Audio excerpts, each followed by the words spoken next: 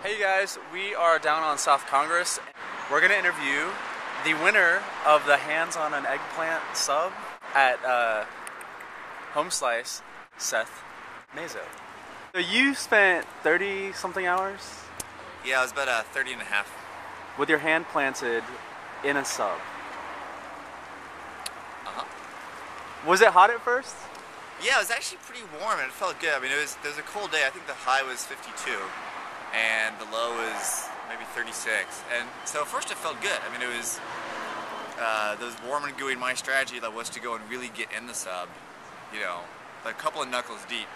So if I ever sort of, twisted my head, then I would not take my hand off accidentally. Did that backfire on you when it got down into the 30s?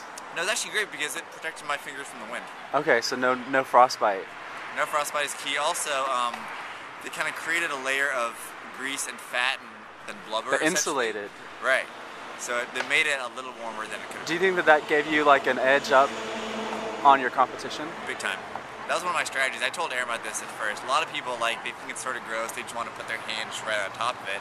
But I think those are the ones who, A, got cold, B, would get cramps, C, I think they were the ones who took their hands off accidentally as they went down to tie their shoe or whatever. Did you notice some sort of nice sort of manicure aspect when you removed your hand later? Were you nice and moisturized, your cuticles were perfect, you're soaking in it?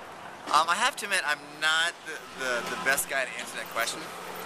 This is what I got going on right now. I think in the bathroom breaks, of which we had 5-minute bathroom breaks every 10 hours, I would go and run hot water over just to get the feeling back, because I didn't want to get a cramp. You wanted to stay in the moment. I'm sorry? You wanted to stay in the moment and be one with the sub. I do remember that after we won, my fiance and I both kind of took our hands off at the same time. She took her hands off 5 seconds before me so I could win, but we rubbed our faces. We rubbed our hands all over each other's faces in sort of this passionate, disgusting kiss. And that felt pretty good, but I don't know if that was the sort of grease on my skin as much as the victory and chance to sit down. Is it true that you had you'd hidden a ring in the sub, and then if you were to win, you were going to pull out the ring and propose to her? No, is that true? No. Just urban legend? Yeah, urban legend. I proposed to her about 6 months ago. That was independent of Home Slice. I proposed to her elsewhere. That's kind of a first for you. Yeah, it's my first engagement, hopefully last. And then later, next time that I went to Home Slice, so we go inside, we ordered a pizza with whatever toppings we usually get, and then Aaron went to the bathroom and then talked to the staff without my knowing and said, hey, I want to propose back to Seth. So she ordered a large pizza with "Marry Me" written. It was in toppings, it was in green peppers, and then at the bottom there's a heart that was made out of pepperoni. Oh, nice. And so then when the pizza that we ordered came out at the same time came this other pizza I wasn't expecting that said "Marry Me," and she proposed. Did you guys get charged for that pizza? No, that was free, and then the beer that we had that night was free. Nice. And then they gave us a dessert, and it was all on Home Slice. So this is your second, you're beginning your second year of free pizza.